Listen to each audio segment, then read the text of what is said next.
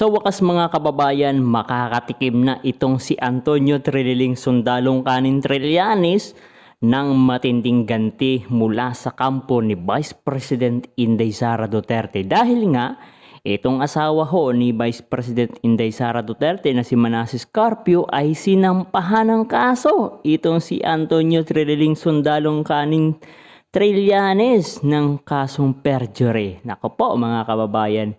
Napakatindi ng mga ikinaso dito kay Antonio Trililing Sundalong Kanin Trillanes. Eto mga kababayan, pakinggan ho natin dito ang paliwanag ni General Macanas. Magandang araw mga kaibigan. Bigyan natin ng reaction opinion itong post ni Dare to Us via Daily Tribune. Lawyer Manasseh Carpio, husband of Vice President Sara Duterte Carpio, has filed a criminal complaint for perjury against former Senator Antonio Trillanes before the office of the city prosecutor in Pasig City. Oh wow, ito na. Sa mga nagsasabi, nasaan ang kaso against Trillanes? Ito na. Ayan na nga. Sa wakas, ito na nga. Makakaranas na ng ganti itong si Antonio Trililing Sundalong Kanin Trillanes. Ako, inintay ko rin ito. Ito yung, ang alam ko lang ha, I might be wrong. Iba nag-testigo o nagsalita, naging resource person si Trillanes sa Committee on Justice Proceedings. Ayan, dami niyang mga salaysay tungkol sa mag-asawang Carpio Duterte. Ito na, sa wakas. Dapat ganito palagi. Una, itong si Madriaga, noong una niyang testimony last year, kasinungalingan ang karamihan, tahimik lang si BP. But then, ito na nga, nung magsisimula na yung committee hearing sa Committee on Justice, sinampa niya ng perjury itong si Madriaga. So, sakto lang talaga yung mga kababayan na sampahan ng kaso itong si Trillanes, no? Kasinungalingan. After that, wala na. Kung ano-ano na lang ang sinasabi ni Madriaga na may death threat na daw siya sa loob ng kulungan. So, kailangan isama rin itong si Madriaga mga kababayan. No? Kaso ang kay Madriaga naman, kahit sampahan ng napakaraming kaso ito, mabubulok na ho sa kulungan ito, kabayan. Tapos nagpapakustody sa kamera, ano pa yan. Mabuti na lang hindi pinayagan ng korte na may special custody yang si Madriaga. Tama. Maganda yan.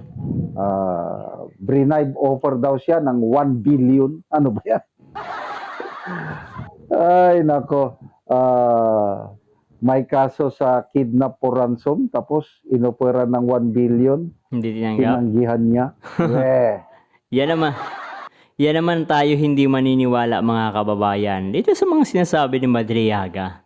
Ito, Trillanes. Sige, harapin ang kaso. Ang alam ko, marami nang kinakaharap na kaso itong si ex-Senator Trillanes. Parang nasanay na siya.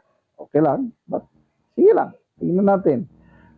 May naano kasi yan mga kabayan, no? May natatanggap yan na suporta. Merong siguro, may maleta din yan, kabayan. Kaya talagang todo banat siya sa pamilya Duterte dahil may pakinabang siya sa paninira sa pamilya Duterte. Kahit mabagal ang hustisya sa atin, at least gumugulong. Isa pang hinihintay natin na magsampa ng kaso kay Trillanes ay yung businessman na si Sammy Uy. Ayun, no? Sa Davao City, na inaakusan niya na isa daw siyang pulburon lord na nagbibigay ng limpak-limpak na salapi sa mga Duterte. So dapat dito talagang tagtarin ho ng kaso itong si Antonio Sundalong Kanin Trillanes ng sa ganun ay maramdaman niya yung matinding ganti mula sa kampo ni Vice President Inday Sara Duterte. Maraming lumabas o maraming nagsalita in favor o depensa sa businessman Sammy Oy na ito na mabait daw siya talaga at imposible na magawa niya yung ipinaparatang ni Trillanes na isa siyang pulburon lord. Isa na yan, retired RTC judge. Nakalimutan ko na yung pangalan. Sabi niya, I've been in the judiciary for a long, long time. Kung totoo, yung paratang kay Sammy Oy, at least nakatanggap sana ako ng informasyon. But nothing, wala akong natanggap whatsoever na involvement ni Sammy Oy sa kalakaran ng pulburon. So, dapat na talagang kasuhan itong si Trillanes. Dagdagan ng napakaraming kaso, mga kababayan, no? Grabe umimbento ng mga kasinungalingan at talagang gagamitin lahat ng kasinungalingan masira lang ang pamilya Duterte. Kasi wala ho siyang ibang gusto kundi masira ang pamilya Duterte nang sa ganun sa 2028 ay magagamit nilang propaganda yan laban sa pamilya Duterte. Kaya sabi niya, Sammy, my friend, let's file a case against Trillanes and Tama. I will assist you pro bono. Yes. Libre ako nang maging abogado mo. Ayun, no? Kaya sana ito, susunod na rin na magsampa ng kaso laban kay Trillanes itong businessman na si Sammy Oy. Ayan. Isa pang dumipensa kay Sammy Oy si dating Agriculture Secretary Manny Piñol. Sabi niya, I've known him for a long, long time. Mabait lang talaga siya. At hindi ako naniniwala sa paratang na isa siyang pulburon lord. Itong Trillanes kasi very sweeping ang mga akusasyon niya. But sige lang, sabi nga ni Tatay Digong, there will always be a day of reckoning. Ito, magandang update din, di ba? Sinampahan ng patong-patong na kaso ang mga Brave 18 Marines and Attorney Baligod. Ayan nga mga kababayan, yan ang ating aabangan, itong 18 Marines o 16 Marines and 2 soldier. Sa isang pahayag, narinig ko si Attorney Baligod na ano ba ito? Instead na may deadline na, no?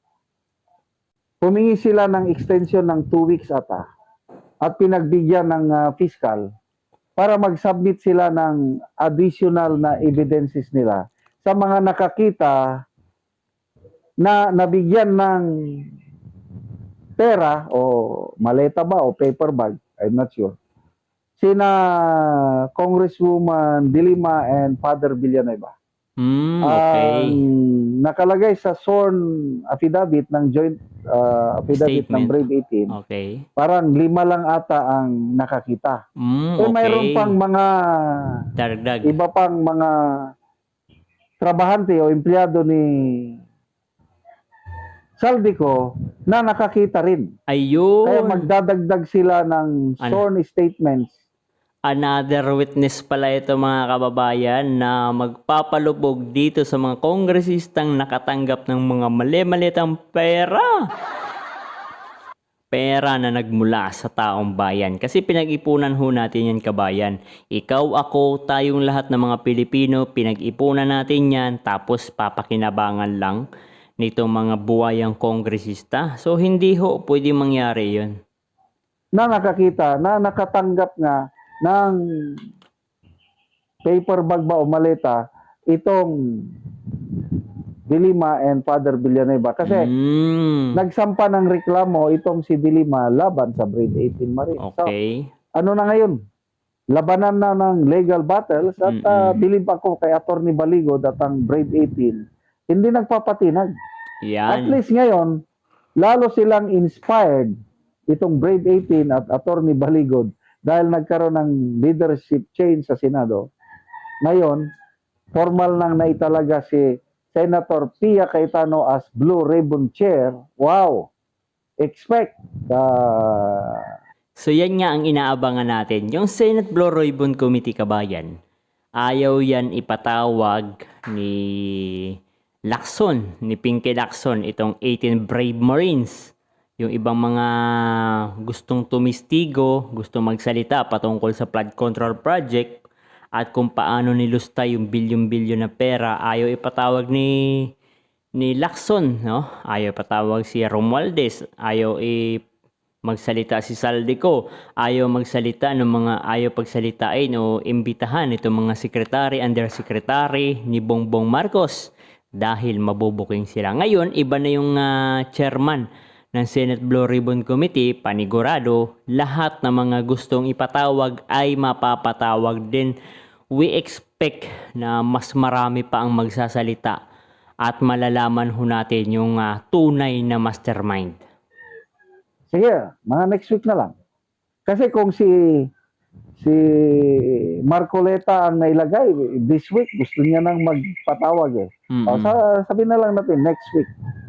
Sana marinig na natin ang brave 18 Marines na Ayun. isa lang sa witness stand sa Senado at ma-cross-examine para tayo nang Ayun. mag-decide kung nagsasabi sila ng totoo o hindi. Yan, no? Dito na ngayon, maano si Lacson. Kasi sabi ni Lacson, hindi yan masahan. Lacking in credibility, believability. Di ba? At least, gumulong ang palad. Maririnig na natin ang Brave 18 na Magsasalita. patuto sa kanilang mga sinumpaang salaysay. So yan nga mga kababayan ang naging komento opinion ni General Macanas patungkol ho dito sa kaso na isinampa kay Antonio Treliling Sundalong Canin Trillanes, is kasong perjury na ipinail ng asawa ni Vice President Inday Sara Duterte.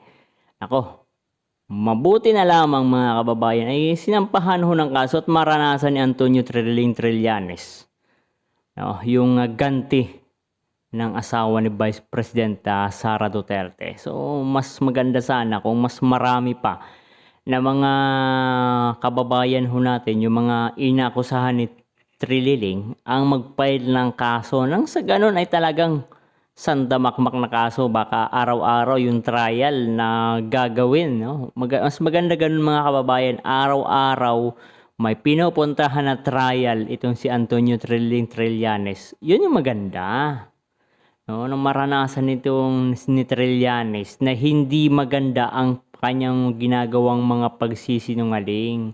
Napakasinungaling ho nito ni Trillanes mga kababayan. Ginamit si Madriaga. Yung dati, yung Bikoy. May Bikoy 2.0. Pati si Kitty Duterte, dinadamay mga kababayan. Grabe. So, eto na nga, ang hinihintay ho natin, itong 18 soldier, no? Dating sundalo, 16 Marines, and 2 Army ay posibleng ipatawag ho dito by next week, no? Na magsasalita itong 18 Marines at patutuhanan ang kanilang mga sinasabi, and I hope we pray mga kababayan na hindi magkaroon ng anomalya, hindi magkaroon ng problema. So tuloy-tuloy lang yung investigasyon, and I hope na talagang, siyempre asahan din ho natin yan, Senator Marcoleta nandyan din yan, although na hindi siya ang chairman ng Senate Blue Ribbon Committee, pero kung sakali man si Senator Marcoleta ang naging Senate Blue Ribbon Committee chairman, panigurado siguro ngayon ay nagkakaroon na ho ng hearing. Pinatawag na itong mga dating sundalo, pinatawag na si Adrian Bersamin, si Lucas Bersamin, si Romualdez, si Saldico, baka by Zoom may magsalita rin. Sino pa ba? At itong mga congressman na sangkot. Yan ang inaasahan ho natin mga kababayan. So sa tingin nyo, mangyayari kaya yan? Abangan na lang ho natin. Basta tayo, mananatili tayo nakasuporta kay Vice President Inday Sara Duterte.